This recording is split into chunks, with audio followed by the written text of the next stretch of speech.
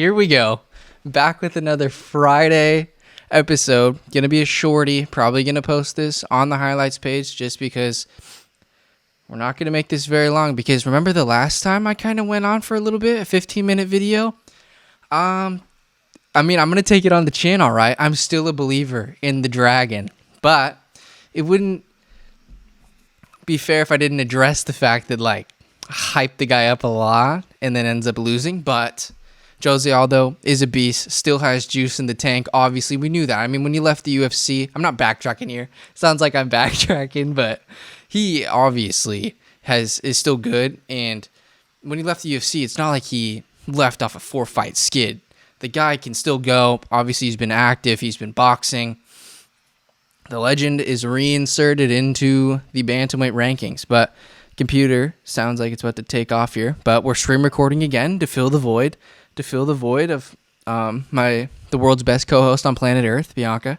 But guys, you have to get absolutely hyped up right now because it's Esteban Ribovics fight tomorrow. So this is sick. This is like when I wanted to talk about 300. That was the one guy that I was like, add him to UFC 300. If I could pick one person, it would be him. And he's fighting a great opponent in Terrance McKinney. But I would be extremely remiss if I didn't hop on here and talk about one of my favorite fighters on the UFC roster as a whole. Found out about him last year. He's fought Lok Rajabov, and then he also he lost him in a tight fight. Lok came in on short notice, and then he also beat Camille Kirk after facing serious adversity in the first round, basically being held on the canvas, back taken on multiple occasions. Camille was threatening chokes, but Esteban, resilient as ever. And we've made a podcast on him in the past, just saying how Argentina's on the come up. Him and Francisco Prado, I think. Yeah. But I am so high on the kid. Getting to last week a little bit though, because we didn't watch the Ursig Pantoja. We had to go. I went to my friend's graduation, so we missed that.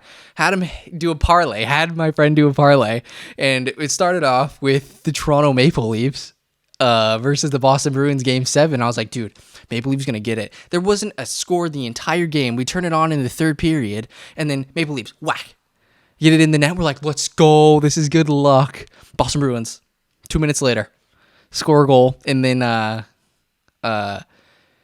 it goes to OT. We're sitting at dinner or whatever, and Boston Bruins end it fairly quick. And then come to look, Anthony Smith won. Obviously, Michel Pereira won. And our boy Jonathan Martinez lost, so it destroyed the entire parlay. And also, we had Steve Ursig maybe winning, but then we changed it to Steve Ursig going to a decision, which is fantastic. But we had him winning the decision. Or no, it was just going to decision in general, which with flyweights always a decent bet.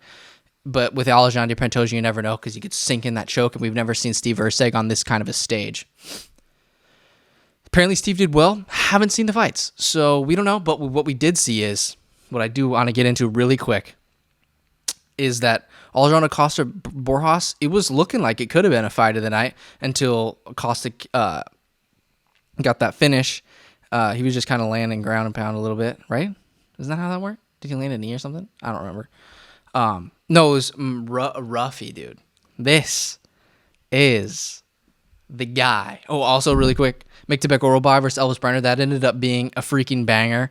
We got to see Myktybek get a little bit tested, but what did we say? Elves Brener never, like the broadcast said, never gives up on himself, and also he just kind of has that wild loosey-goosey style like Esteban Ribovics, where he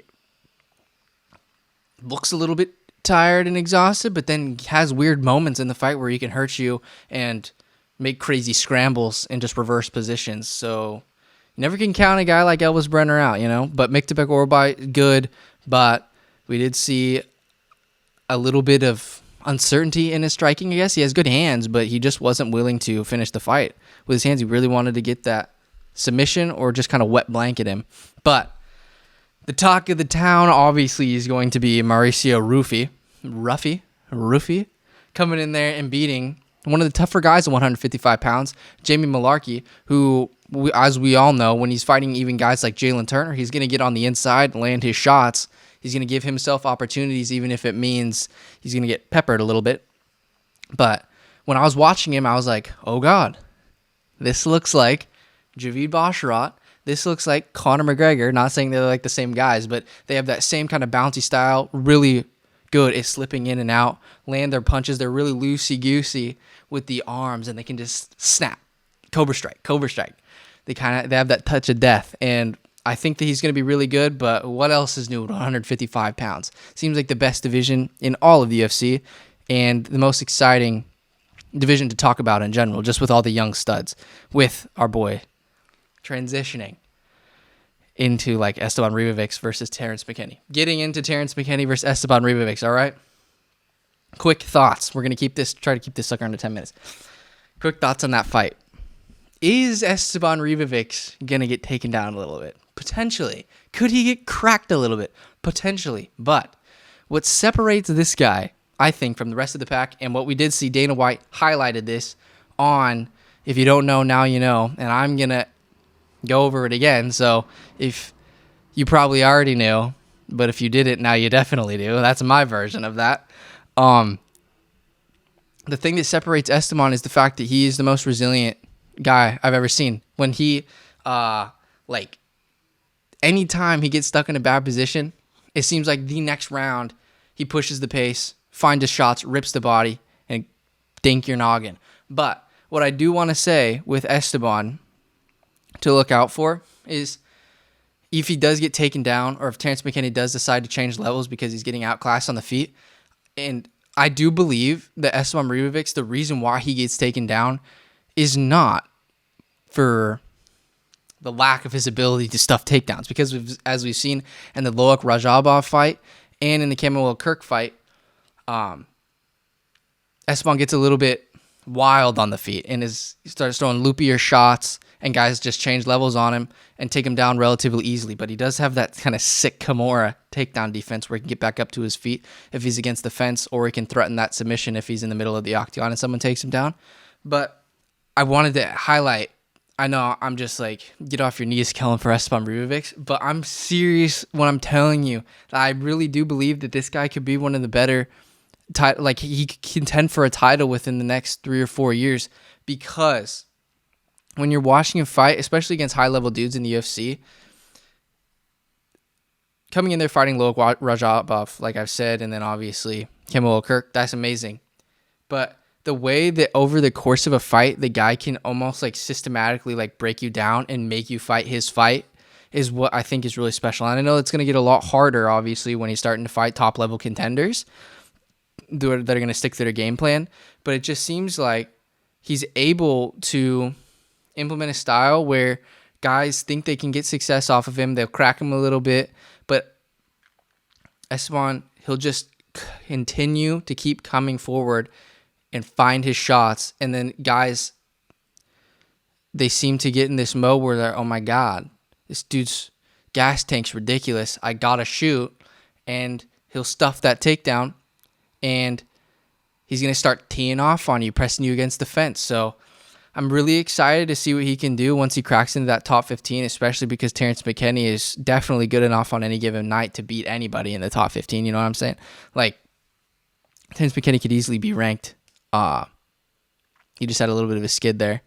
But, yeah, that's basically what I wanted to say. And I'm so extremely excited for this fight night, because kind of writing it off at first, but it's looking nice. And then also when I was looking at this dude, who else? The Nursultan Rizaboya fight versus Joaquin Buckley is going to be interesting.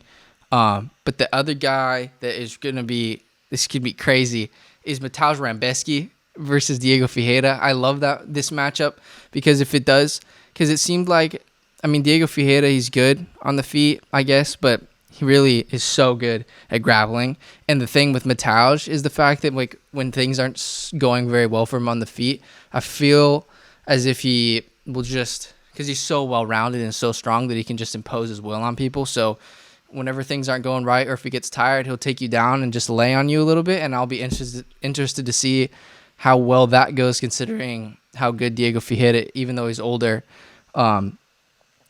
is on the ground, threatening submissions, etc. Trey Waters versus Billy Goff, a great fight. Jake Hadley, I love how cocky he is versus Charles Johnson, great. Tabitha Ricci, Teach Torres, great fight. Cortez Acosta throwing fastballs against Rubeles Espana, who's like the size of an NBA player, right? Isn't he huge?